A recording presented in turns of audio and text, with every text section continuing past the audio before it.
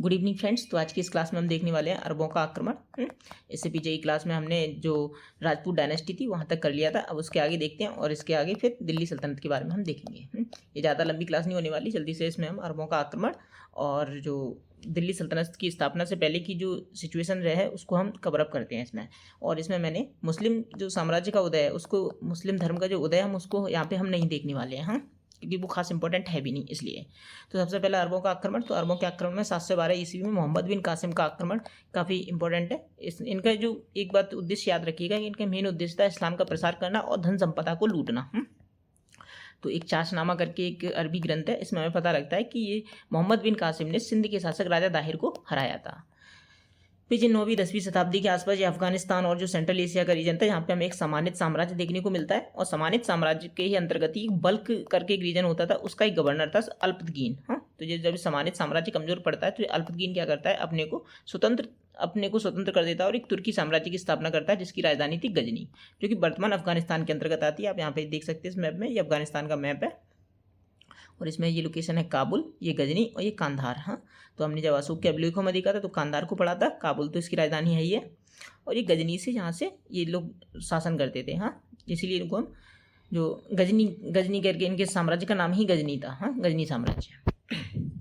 इसके बाद में ये अल्पगीन का दामाद आता है सुबुक्तगीन, फिर उसके बाद में इसका बेटा आता है महमूद। तो इसी को महमूद गजनवी या महमूद गजनी कह के बुलाते हैं। तो ये महमूद गजनी के का टाइम पीरियड काफ़ी इंपॉर्टेंट है और इसका टाइम पीरियड याद रखना है हमें 998 से लेकर के 1030 ईसी के आसपास का। और इसमें 1030 में इसकी मृत्यु हो जाती है। तो इसने ये एक पहला सुल्तान था जिसने अपने को सुल्तान का खिताब दिया था। और ये मध्य एशियाई आदिवासी हमलों को रोकने की कोशिश की थी इसने। ये सेंट्रल एशिया का रीजन काफ़ी अनडेवलप्ड था उस समय और वहाँ से कई सारी जो ट्राइबल क्लैंस थे जो अटैक करते थे, तो उनको इन्होंने आगे बढ़ने से रोका। इसके काल में माना जाता है कि फारसी नवजागरण का टाइम पीरियड भी रहा। कुछ प्रमुख जो लॉरेट्स हैं जैसे कि फिरदौसी हुए और अलबरूनी, उतबी जैसे लोग इसके टाइम पीरियड में फ्लरिश्ड हुए। तो फिरदौसी का नाम इसलिए याद रखना है क्योंकि इन्होंने शाहनामा नाम की एक पुस्तक लिखी थी। और इनकी गजनी साम्राज्य की जो भाषा थी वो क्या थी, फारसी भाषा थी। अलबरूनी ने किताबुल हिंद लिखी थी। तो जब महमूद गजनवी ने भारत पर अटैक किया था तो माना जाता है कि उसके साथ में कौन कौन आया था। तो ये अलबरूनी और उतबी को मानते हैं। और याद रखना ये वाली बात कि अलबरूनी भारत में कभी नहीं आता है, वो ये इधर वाले जो नॉर्थ वेस्ट इंडिया वहीं पे रुकता है और वहीं पे संस्कृत ग्रंथों का अध्ययन करता है। उसके आधार पे उसने किताबुल हिंद लिखी और इसमें भारतीय जाति व्यवस्था, भारत के सांस्कृतिक कल्चर की बात की है, काफ़ी सारी चीज़ें। तो 1000 से लेकर के 1027 के बीच में माना जाता है कि इसने भारत पर 17 बार हमला किया और इसका मेन उद्देश्य क्या था, वही धन लूटना और इस्लाम का प्रसार करना। इसने हिंदू मंदिरों को नष्ट भी किया था, इसलिए इसको बुत सिकन भी कहा जाता है, यानी कि जो मूर्तियों को तोड़ने वाला। मूर्तियों को तोड़ने वाला। और इसमें 1-2 बैटल भी लड़ी जिसमें हमने ये पहले देख चुके हैं। 1000 में इसने पेशावर की लड़ाई लड़ी जिसको हम वहिंद की लड़ाई 1V कहते हैं। हिंदू शाही शासक सदस्य जयपाल इसको हराया था। और 1008 में चाच की लड़ाई जिसको वहिंद 2 की लड़ाई के नाम से भी जानते हैं, यहाँ पे आनंदपाल को हराया था। तो ये वाला इमेज हम पहले भी देख चुके हैं। तो हिंदू शाही डायनेस्टी जो कि इस वाले रीजन में शासन करती थी, जो नॉर्थ वेस्ट इंडिया का रीजन है वहाँ पे। तो इसमें हमने देखा था कि 1000 में इसने क्या कहते हैं पेशावर की लड़ाई लड़ी थी। कौन था यहाँ पे था, जयपाल। और फिर इसके बाद में जयपाल के बाद में इसका बेटा आता है आनंदपाल। एक्चुअली में जयपाल क्या करता है, लड़ाई के बाद में अपने आप को काफ़ी अपमानित महसूस करता है और पानी में कूद करके जान दे देता है। फिर इसके बाद में इसका बेटा आता है और ये आनंदपाल भी हार जाता है। लेकिन उसके बाद में ये होता है क्या कि ये महमूद गजनी के एक सामंत के रूप में काम करने लगता है आनंदपाल। तो इस आनंदपाल का याद रखना, चाच की लड़ाई। ओके, अब इसके बाद में हम देखते हैं कि ये 1018 में हमने देखा था कन्नौज के चंदेल शासक विद्याधर को भी हराकर इसने जीता था। तो कन्नौज को भी जीता था। एक्चुअली में अगर आपको याद हो तो जब हम देख रहे थे परमार डायनेस्टी के बारे में तो हमने एक शासक के बारे में पढ़ा था कि परमारों का एक शासक था। तो वो क्या करता है, वो भाग करके इनके पास शरण मांगने आता है विद्याधर के पास। तो विद्याधर कहते हैं तुम तो राजपूत वंश के और इस तरीके से तुम अपनी कायरता का प्रदर्शन कर रहे हो। तो उसके बाद में विद्याधर उसकी हत्या कर देते हैं और बाद में विद्याधर खुद लड़ते हैं तो विद्याधर खुद भी हार जाते हैं। फिर 1025 में याद रखना इसने सोमनाथ मंदिर पे हमला किया था। सोमनाथ मंदिर पर भी हमला किया और कहा जाता है कि सोमनाथ मंदिर को इसने काफ़ी तरह लूटा और नष्ट भी किया। और माना जाता है कि सोलंकी चालुक्य शासक भीम फर्स्ट के बहे से ये फिर वापस लौट जाता है और भीम प्रथम ने ही इसकी मरम्मत भी करवाई थी बाद में। और 1030 में इसकी मृत्यु हो जाती है। और इसके बाद में एक आता है सेल्जुक साम्राज्य अस्तित्व में आता है। गजनी साम्राज्य अब गजनी और पंजाब तक सीमित रह जाता है। हाँ, तो आप यहाँ पे देख सकते हैं पहले ये गजनी साम्राज्य काफ़ी लंबे एरिया तक फैला हुआ था। हाँ, जब ये सेल्जुक साम्राज्य आता है तो ये नीचे इधर पे ही सिमट के रह जाते हैं और इसके इधर पे जो सेल्जुक साम्राज्य वो फैल जाता है। ये सेल्जुक जो है जो अरेबिक और जो पूरा का पूरा उधर का जो रीजन है वहाँ तक क्या कहते हैं सीरिया, हाँ, मेडिटेरेनियन सी के ईस्ट तक का रीजन पे, ठीक है, ये वहाँ तक फैलता है। तो बस आपको यहाँ पे इतनी सी बात याद रखनी है कि 712 में मोहम्मद बिन कासिम, उसके बाद 1000 से लेकर के 1027 तक के बीच में 17 बार अटैक महमूद गजनी, इनकी जो राजधानी हुआ करती थी वो गजनी वो अफगानिस्तान के अंदर। और इसमें 1000 में इसने पेशावर की लड़ाई जयपाल के साथ, पेशावर, हाँ, जयपाल। और फिर 1008 में बैटल ऑफ चाच की लड़ाई, आनंदपाल।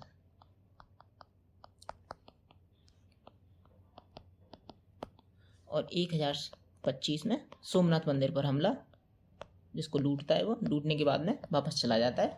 किसके वजह से? भीम प्रथम, सोलंकी चालुक्य शासक भीम प्रथम की वजह से। और 1030 में इसकी मृत्यु हो जाती है। तो बस इसके बारे में हमें इतना याद रखना है, महमूद गजनवी।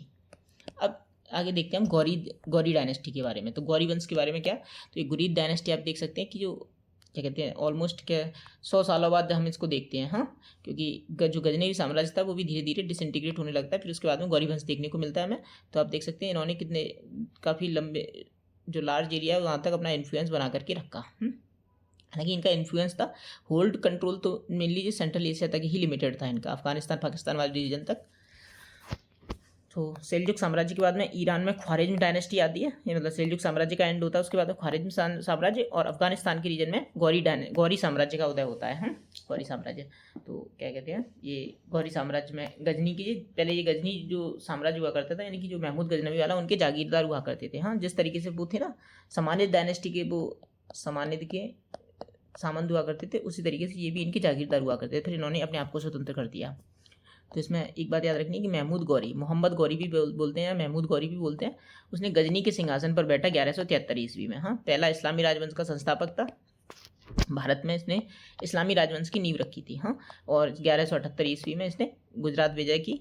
और इसमें कयादरा की लड़ाई में जो चालुक्य शासक वहाँ पे हमने भीम प्रथम को देखा था, तो यहाँ पे भीम टू जो इसको हरा देते हैं। कयादरा की लड़ाई में मोहम्मद गौरी को हरा देते हैं, तो भीम द्वितीय हरा देते हैं इसको। और इसके बाद में इसने मोहम्मद गौरी जो पृथ्वीराज चौहान है उसके साथ में इसने 2 लड़ाइयाँ लड़ी। पहली तो तराइन का प्रथम युद्ध 1191 में, हाँ, और जिसमें ये हार जाता है, लेकिन पृथ्वीराज चौहान इसको वापस छोड़ देते हैं। और उसके बाद में जब ये पूरी तैयारी के साथ आता है तो तराइन के द्वितीय युद्ध में ये पृथ्वीराज चौहान को हरा देता है। ऐसा माना जाता है कि इसके जो घोड़ों की जो खुर होते थे उसके अंदर इसने जूतों का यूज किया था घोड़ों के लिए, जिससे कि उनकी जो स्पीड थी वो और ज़्यादा सही तरीके से परफॉर्म किया उन्होंने। और लोहे की रकाब, हाँ, जो पैर डालने का बूट स्ट्रैप होता है वो उसका भी यूज किया था, जिसकी वजह से जो सैनिक थे वो अच्छे तरीके से घोड़े पर पकड़ बना पाते थे।